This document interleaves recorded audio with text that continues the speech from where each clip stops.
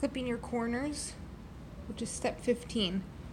Because this is fleece fabric, you don't really need to zigzag. I just wanted you to get the hang of it because your next project you're going to be using cotton fabric. If you bought cotton fabric for your pillow, you need to zigzag all the way around your square. But for the sake of this being fleece, fleece doesn't unravel, so you don't need to really zigzag, but I wanted you to get the practice of actually zigzagging in the middle on your seams. If you want to keep it the same all the way around, you're more than welcome to press these open and then zigzag. For the sake of time and getting the project done on time, I'm not going to zigzag. So, but again, if you bought cotton fabric, there's a few of you that did, you have to zigzag. Okay, now, I already saw an error. Clipping your corners. You go to your corners, you're gonna make a cut, a diagonal cut, triangle, okay? Straight across, just like that, on all 4 of your corners.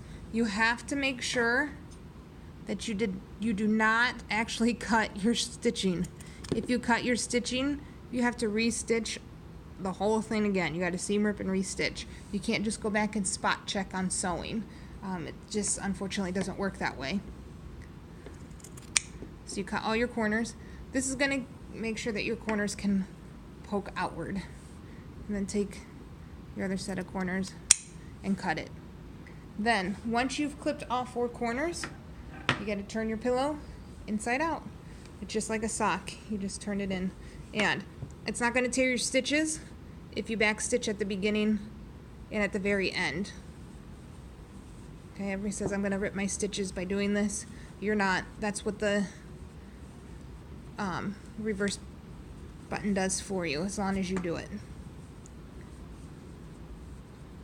I'll do this as fast as I can, so this isn't a very lengthy video.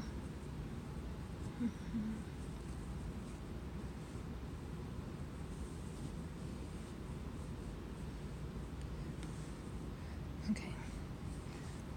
Alright, so if you turn your pillow inside out, you have your opening.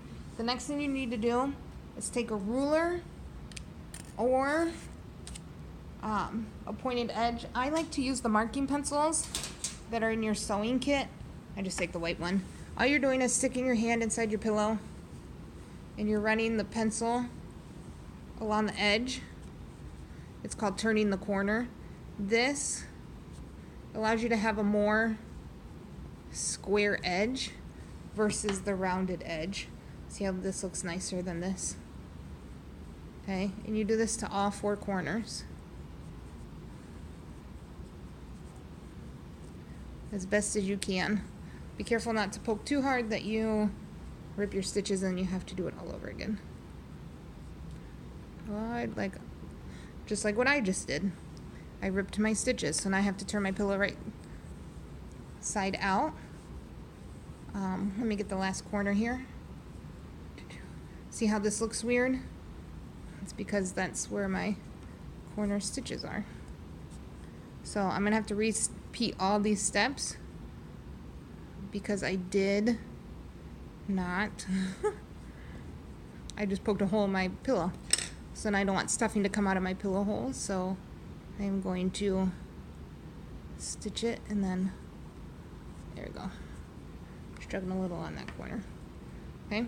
But if you didn't rip a hole in your pillow or rip your stitches like I did, you are almost done with your pillow.